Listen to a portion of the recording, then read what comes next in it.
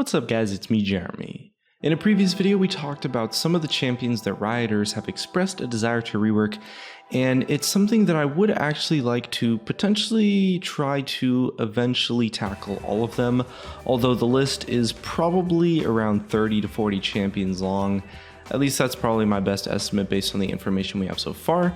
I definitely do want to do my best to talk about some of the most promising characters and really just go over another episode of champions that Rioters definitely want to rework. Just before we start, I wanted to announce that we're starting some Destiny 2 montage content on one of our other channels in preparation for the release of the game.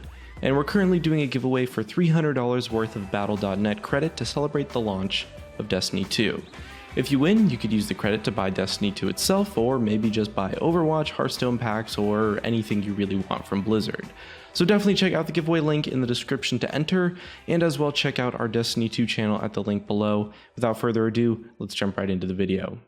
So the first champion I wanted to take a look at today is Volibear, which is a champion that Riot Reef 3 has confirmed to be in need of a full-scale visual and gameplay update, which shouldn't really come as a surprise to anyone, honestly. In terms of art, he's definitely one of the most outdated characters, although the police Volibear skin did arguably breathe some life back into him. His model and other skins could definitely use some nice attention. He's definitely very comparable to the pre-rework Warwick, actually. You know, they're both kind of bestial champions focusing on engaging fights, and they also both kind of have underwhelming appearances and themes based on their overall design. Warwick's rework not only gave him a much more interesting kit, but it also made his in-game design really impressive, and that's the same treatment that Riot intends to give Volibear in the future, or at least that's what they want to do. When it comes to gameplay, things get maybe a little bit worse though. Unlike Warwick, Volibear doesn't really have a defined gameplay niche. Warwick was kind of the go-to beginner jungler thanks to his simple mechanics, and he was also kind of like a level 6 lockdown ultimate pick, making him a pretty strong figure in the mid game, also one that was quite reliable. On the other hand, Volibear is kind of all over the place. He's like half tank, half juggernaut, and depending on the meta at the time, he can maybe do his job well sometimes. In addition, his theme as this whole like bear leader who commands the power of lightning is just something that he's really not delivering on at all. You know, 4 of his 5 abilities, maybe they reference it, but only one of them actually really feels like it's using lightning abilities, and even then it's kind of just an amplified auto attack. Riot has an opportunity to give Volibear a much more defined strategic niche while also building more on the idea that he's this warrior mystic and leader of a bear clan, while also really capitalizing on the whole lightning themed powers kind of effect, and there's definitely a lot of room for him to grow to actually feel like a fully fleshed out champion. Next up, we have Dr. Mundo, and he's apparently pretty high on the priority list for a full visual and gameplay update as well. It's likely that we would see this update before Volibear if they enter development. Riot Reef 3 explains that there's 2 main camps when it comes to full visual gameplay updates. Some champions like Warwick and Evelyn are in the modernization camp, that's how he described it, where it's more about bringing them up to Riot's current standards comparable to their newer champions. And some like Galio and Scion, on the other hand, are almost like complete remakes. Dr. Mundo is an incredibly recognizable champion with a strong theme as the Hulk of League of Legends, but currently his gameplay in particular is actually quite uninspired, or at least it's not really that exciting. The most exciting parts of his kit are going to be his spammable cleavers and the habit of just running around and regenerating all the damage he takes, but the other 2 abilities are really just not that interesting to play with. He does have a pretty strong background design in terms of story, as like a strange purple child with a seemingly infinite pain tolerance and the power of fast healing, and the lore paints a pretty interesting picture for Dr. Mundo. Apparently he enjoyed being tested by the doctors at Zaun's own version of Arkham Asylum, despite the fact that they were routinely torturing him. This went on to the point where he decided out of respect that he would be called a doctor too, and started chopping up other patients with a meat cleaver.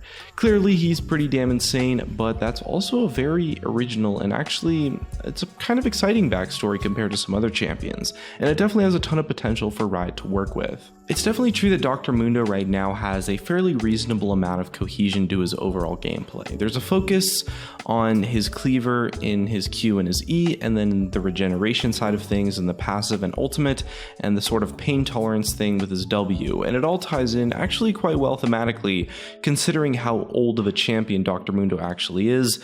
But the problem is really that when you put it all together, he's actually not that particularly exciting in terms of overall gameplay, unless you're the kind of player who really just enjoys messing around with one ability. So we're hoping that Dr. Mundo's potential rework wouldn't change his background necessarily, but more just focus on bringing him up to date, raising him to the standards of the newer champions that Riot releases and all that good stuff.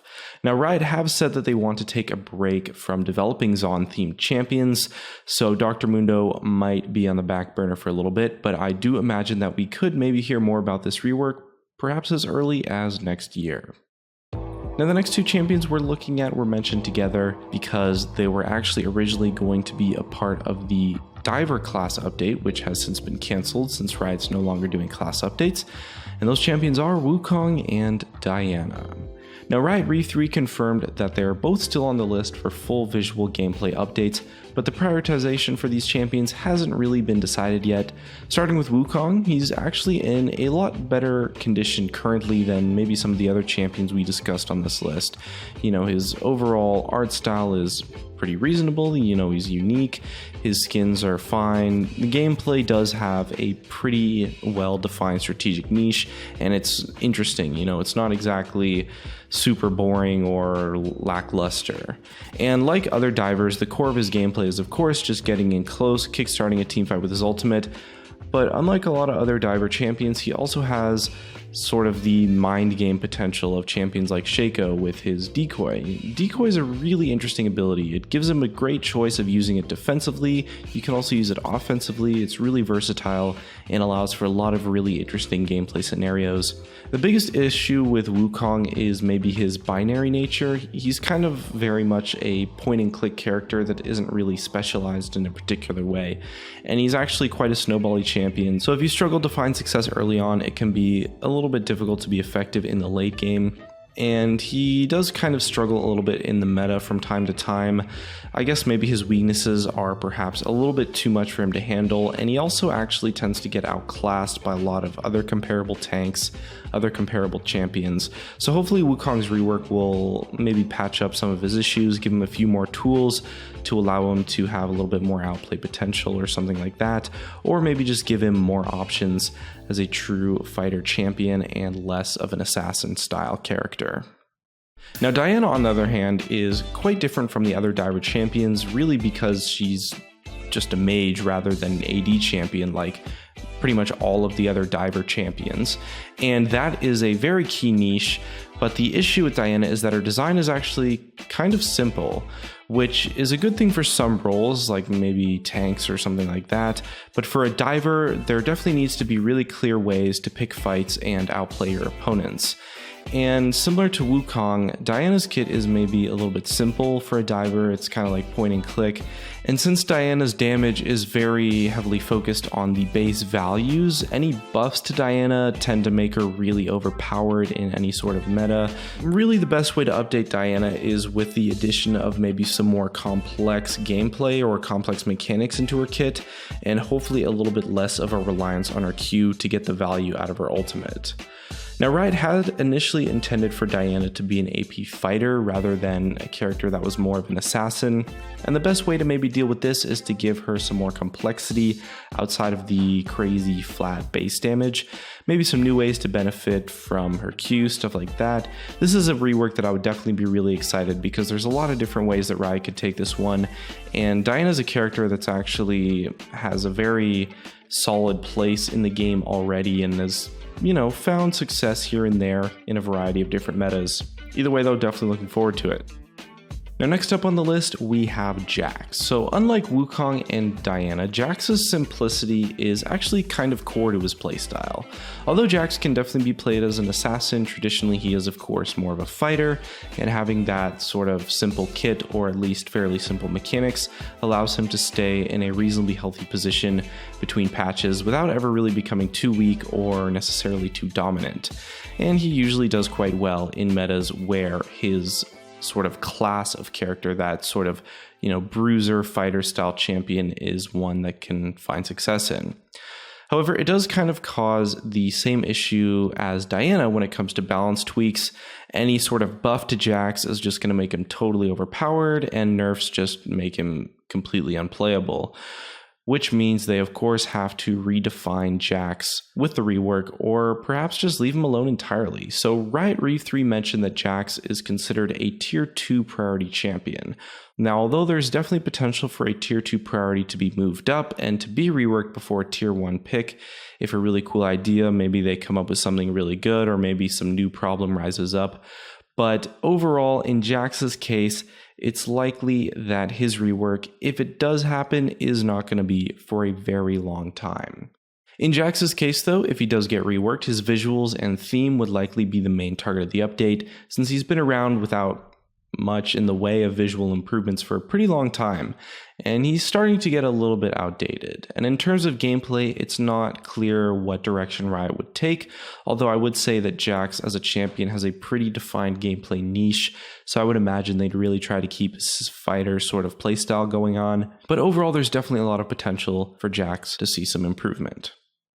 Now, the last champions we wanted to discuss today in this list is actually a pair of champions, which is Morgana and Kayle.